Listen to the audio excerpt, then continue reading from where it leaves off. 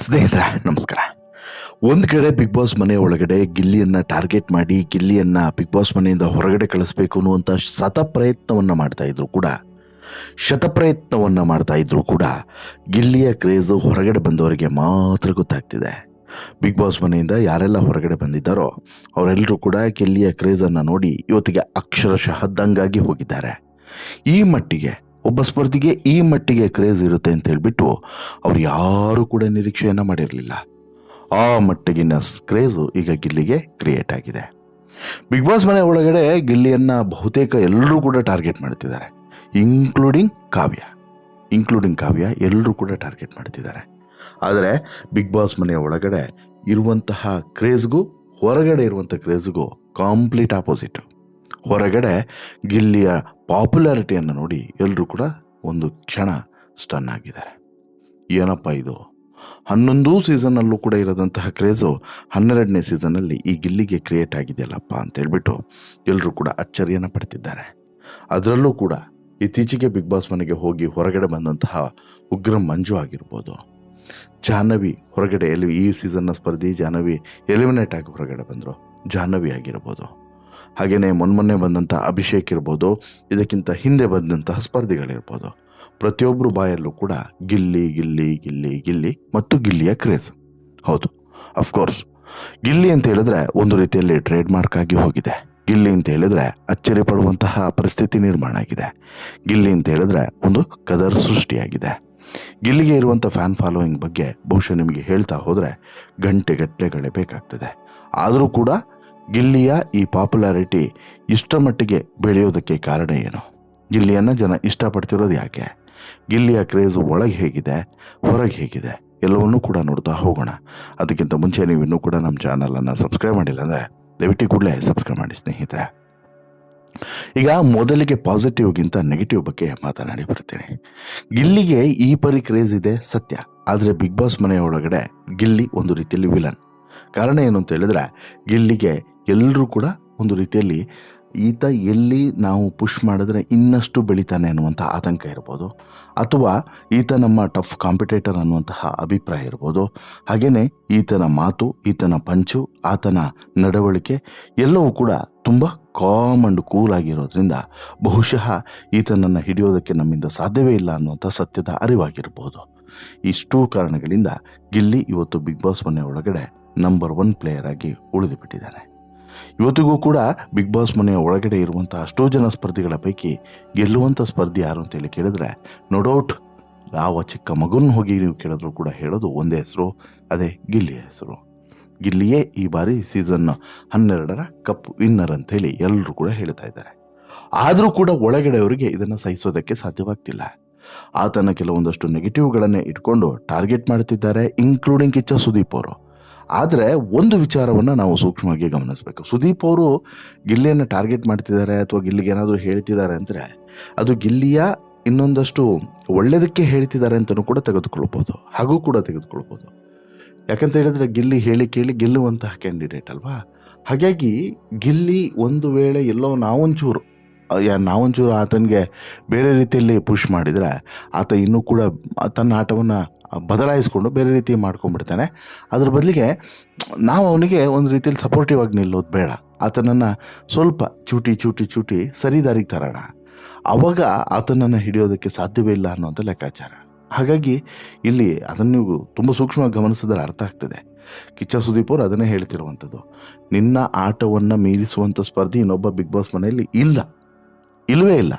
ಆದರೆ ವಿಚಾರ ಏನು ಅಂತ ಹೇಳಿದ್ರೆ ಹಾಗಿದ್ರೂ ಕೂಡ ಗಿಲ್ಲಿಗೆ ಇವತ್ತು ಈ ಪರಿ ಕ್ರೇಜ್ ಬಂದಿರೋದು ಯಾಕೆ ಅಂತೇಳಿ ಕೇಳಿದರೆ ಗಿಲ್ಲಿಯ ಈ ಕೆಲವೊಂದಷ್ಟು ಎಡವಟ್ಟುಗಳನ್ನು ಸರಿಪಡಿಸ್ಕೊಂಡು ಹೋದರೆ ಈಗಿರುವಂಥ ಕ್ರೇಜ್ ಇನ್ನೂ ಡಬಲ್ ಆಗ್ತದೆ ಅಂಥೇಳಿ. ಆತನ ಮಾತುಗಳು ನೋಡಿ, ಆತನ ಪಂಚ್ಗಳು ನೋಡಿ, ಆತ ಕಾಲೆಳೆಯೋದು ನೋಡಿ, ಆಮೇಲೆ ಯಾರಿಗಾದರೂ ಏನಾದರೂ ಕೊಡಬೇಕು ಅಂತ ಹೇಳಿದ್ರೆ ಕೊಟ್ಟೇ ತೀರುವುದು. ಅದು ಯಾರೇ ಆದರೂ ಕೂಡ ಆತ ಸುಮ್ಮನಿರುವಂಥ ವ್ಯಕ್ತಿ ಅಲ್ವೇ ಇಲ್ಲ. ಕೆಲವೊಂದಷ್ಟು ವಿಚಾರಗಳಲ್ಲಿ ಗಿಲ್ಲಿ ಬದಲಾದರೆ ಗಿಲ್ಲಿಯನ್ನು ಹಿಡಿಯೋರು ಯಾರೂ ಇಲ್ಲ. ಈಗ ಸ್ವಾಭಿಮಾನದ ವಿಚಾರದಲ್ಲೂ ಕೂಡ ಗಿಲ್ಲಿ ಕೆಲವೊಂದಷ್ಟು ಬದಲಾವಣೆಗಳನ್ನು ತನ್ನಲ್ಲಿ ತಾನು ತರ್ಕೊಳ್ಬೇಕು. ಅದೇ ಈಗ ಕಾವ್ಯ ಜೊತೆಗೆ ನೋಡಿ ಗಿಲ್ಲಿಯ ಅತಿಯಾದಂಥ ಸ್ನೇಹ ಬಹುಶಃ ಗಿಲ್ಲಿಗೆ ಮುಳುವಾಗುತ್ತೆ ಅಂತೇಳಿ ಗಿಲ್ಲಿಗೆ ಅರಿವೇ ಆಗಲಿಲ್ಲ. ಹಾಗಾಗಿ ಗಿಲ್ಲಿಗೆ ಇಲ್ಲಿ ವಿಪರೀತವಾದಂತಹ ಒಂದು ಈ ಕ್ರೇಜ್ ಇದೆ. ವಿಪರೀತವಾದಂಥ ಕ್ರೇಜ್ ಇದೆ.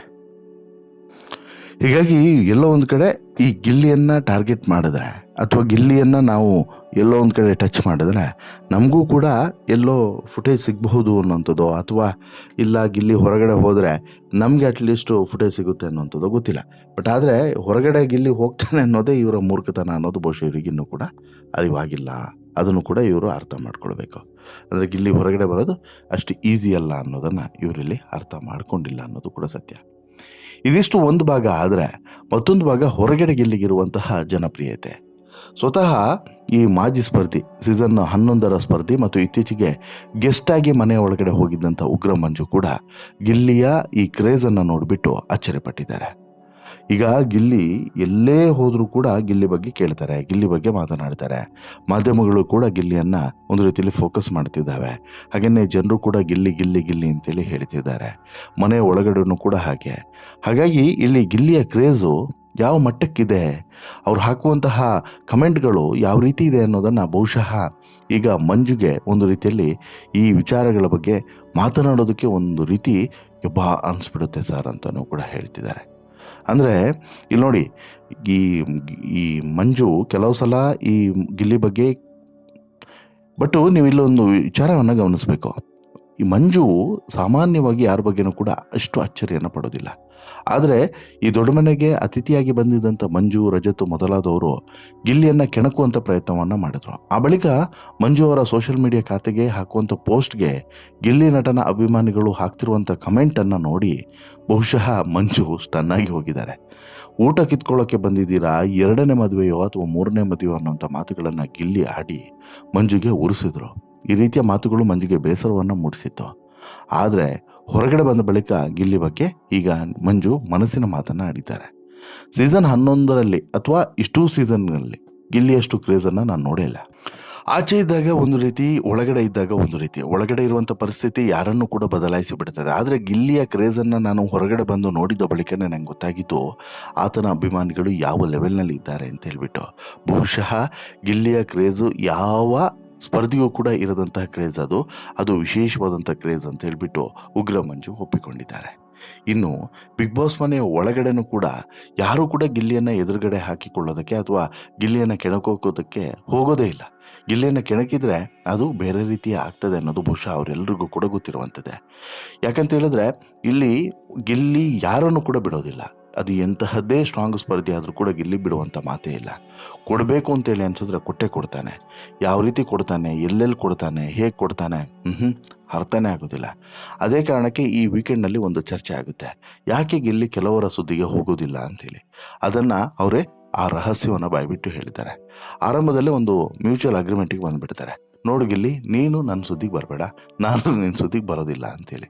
ಈಗ ಅದಕ್ಕೆ ಬೆಸ್ಟ್ ಎಕ್ಸಾಂಪಲ್ ಅಂತ ಹೇಳಿದ್ರೆ, ಗಿಲ್ಲಿಯನ್ನು ಕರ್ಕೊಂಡು ಹೋಗಿ ದೇವಿಯ ಮುಂದೆ, ಬಿಗ್ ಬಾಸ್ ಮನೆ ಒಳಗಡೆ ಇರುವಂತಹ ದೇವಿಯ ಮುಂದೆ ಇದೇ ಧ್ರುವಂತೂ ನಿಲ್ಲಿಸ್ಕೊಂಡು, ಗಿಲ್ಲಿಯನ್ನು ಕರ್ಕೊಂಡೋಗಿ ನಿಲ್ಲಿಸ್ಕೊಂಡು ಕೈ ಮುಗಿದು, ಯಾರಿಗೆ? ಗಿಲ್ಲಿಗೆ ಕೈ ಮುಗಿದು, ದಯವಿಟ್ಟು ನೀನು ನನ್ನ ಬಗ್ಗೆ ಹಾಸ್ಯವನ್ನು ಮಾಡಬೇಡ, ನನ್ನನ್ನು ಬಿಟ್ಟುಬಿಡು, ನಾನು ನಿನ್ನ ಸುದ್ದಿಗೆ ಬರೋದಿಲ್ಲ, ನೀನು ನನ್ನ ಸುದ್ದಿಗೆ ಬರಬೇಡ, ದಯವಿಟ್ಟು ನನ್ನನ್ನು ಮತ್ತು ನನ್ನ ಆಟವನ್ನು ಅವಮಾನಿಸಬೇಡ, ನನ್ನ ಹಿಂದೆ ಹೀಗೆ ಇರ್ತೀಯೋ ಹಾಗೇ ನೀನು ನನ್ನ ಹಿಂದೆ ಹೇಗಿರ್ತೀಯೋ ನಂಗೆ ಗೊತ್ತಿಲ್ಲ, ಅದು ನಿನ್ನ ವ್ಯಕ್ತಿತ್ವ, ಅದಕ್ಕೆ ನನ್ನ ಅಭ್ಯಂತರ ಇಲ್ಲ, ನನ್ನನ್ನು ದಯವಿಟ್ಟು ಬಿಟ್ಟು ಬಿಡಿ, ಹೆಂಗೋ ಬಡಜೀವ ಬದುಕಿಕೊಳ್ಳುತ್ತದೆ ಅಂತೇಳ್ಬಿಟ್ಟು ಧ್ರುವಂತು ಗಿಲ್ಲಿಯ ಬಳಿ ಮಾಡಿರುವಂಥ ಮನವಿಯೇ ಸಾಕ್ಷಿ ಗಿಲ್ಲಿ ಒಳಗಡೆ ಹೇಗಿರ್ತಾನೆ ಅನ್ನೋದಕ್ಕೆ. ಇನ್ನು ಅಭಿ ಕೂಡ ಮೊನ್ನೆ ಎಲಿಮಿನೇಟ್ ಆಗಿ ಬಂದಂಥ ಅಭಿ ಕೂಡ ಗಿಲ್ಲಿಯ ಕ್ರೇಜನ್ನು ಕಂಡು ಶಾಕ್ ಆಗಿದ್ದಾರೆ. ಗಿಲ್ಲಿಯ ಬಗ್ಗೆ ಮಾತನಾಡಿದ್ದಾರೆ. ಗಿಲ್ಲಿ ಬಗ್ಗೆ ಇಷ್ಟೊಂದು ಕ್ರೇಜ್ ಇದೆ ಅಂತ ಹೇಳ್ಬಿಟ್ಟು ನನಗೆ ಇನ್ನೂ ಕೂಡ ಗೊತ್ತಿಲ್ಲ. ನಿನ್ನೆ ರಾತ್ರಿ ಅಷ್ಟೇ ಹೊರಗೆ ಬಂದಿದ್ದೀನಿ, ಹೆಚ್ಚು ಸೋಷಿಯಲ್ ಮೀಡಿಯಾವನ್ನು ನೋಡೋದಕ್ಕೆ ಆಗಿಲ್ಲ. ಅವನ ಬಗ್ಗೆ ಇಷ್ಟು ಕ್ರೇಜ್ ಇದೆ ಅಂದರೆ ಅದು ನನಗೂ ಕೂಡ ಖುಷಿನೇ. ಯಾಕಂತ ಹೇಳಿದ್ರೆ ನಾನು ಕೂಡ ಗಿಲ್ಲಿಯ ಅಭಿಮಾನಿ. ಅವನ ಎನರ್ಜಿ, ಅವನ ಮಾತುಗಳು, ಅವನ ಪಂಚ್ಗಳು, ನಿಂತಲ್ಲಿ 10 ಪಂಚ್ ಹೊಡಿತಾನೆ ರೀ. ಅವನಿಲ್ಲ ಅಂತ ಹೇಳಿದ್ರೆ ಮನೆ 100% ಅಲ್ಲಾಗುತ್ತೆ. ಅಷ್ಟು ನಗಿಸ್ತಾನೆ, ಅಷ್ಟು ಕ್ರೇಜ್ ಇದೆ. ಅಬ್ಬಾ, ಅವನೊಬ್ಬ ಕಲಾ ವಲ್ಲಭರಿ ಅಂತೇಳ್ಬಿಟ್ಟು ಅಭಿಷೇಕ್ ಅಚ್ಚರಿಯನ್ನು ಪಟ್ಟಿದ್ರು. ಇನ್ನು ಆತನ ಕ್ರೇಜ್ಗೆ ದಿನದಿಂದ ದಿನಕ್ಕೆ ಫಾಲೋವರ್ಸ್ಗಳ ಸಂಖ್ಯೆಯು ಕೂಡ ಹೆಚ್ಚಾಗ್ತಿದೆ. ಆತನಿಗೆ ಬರ್ತಿರುವಂಥ ಓಟ್ಗಳು ಒಂದು ರೀತಿಯಲ್ಲಿ ಸರ್ವರನ್ನೇ ಧೂಳಿಪಟ ಮಾಡುತ್ತಿದೆ. ಅಷ್ಟರ ಮಟ್ಟಿಗೆ ಕ್ರೇಜ್ ಗಿಲ್ಲಿಯದ್ದು, ಅಷ್ಟರ ಮಟ್ಟಿಗೆ ಗಿಲ್ಲಿ ಇಲ್ಲಿ ಹವವನ್ನು ಸೃಷ್ಟಿಸಿದ್ದಾನೆ. ಹಾಗಾದರೆ ಇದೆಲ್ಲವೂ ಕೂಡ ಎಲ್ಲೋ ಒಂದು ಕಡೆ ಕೆಲವರಿಗೆ ಹೊಟ್ಟೆ ಕಿಚ್ಚು ತರಿಸಿದ್ಯಾ ಅಂತೇಳಿ ಕೇಳಿದ್ರೆ 100%. ಅದು ಹೇಗೆ ಏನು ಮುಂದಿನ ಸ್ಟೋರಿಯಲ್ಲಿ ನಿಮ್ಮ ಮುಂದೆ ಇಡ್ತಾ ಹೋಗ್ತೀನಿ. ನಿಮಗೆ ಗಿಲ್ಲಿ ಬಗ್ಗೆ ಇರುವಂಥ ಕ್ರೇಜ್ ಬಗ್ಗೆ ಏನು ಅನಿಸುತ್ತೆ? ನಿಮ್ಮ ಅಭಿಪ್ರಾಯ ಏನು? ನಿಮಗೂ ಕೂಡ ಗಿಲ್ಲಿ ಅಂತ ಹೇಳಿದ್ರೆ ಇಷ್ಟನಾ? ದಯವಿಟ್ಟು ನಿಮ್ಮ ಅಭಿಪ್ರಾಯನ ಕಮೆಂಟ್ ಮಾಡಿ ತಿಳಿಸಿ. ಜೊತೆಗೆ ಈ ಸ್ಟೋರಿ ಇಷ್ಟ ಆಯಿತು ಅಂತ ಹೇಳಿದ್ರೆ ಲೈಕ್ ಮಾಡಿ, ಶೇರ್ ಮಾಡಿ, ಚಾನಲ್ಗೆ ಸಬ್ಸ್ಕ್ರೈಬ್ ಆಗೋದನ್ನು ಮರಿಬೇಡಿ. ಧನ್ಯವಾದ.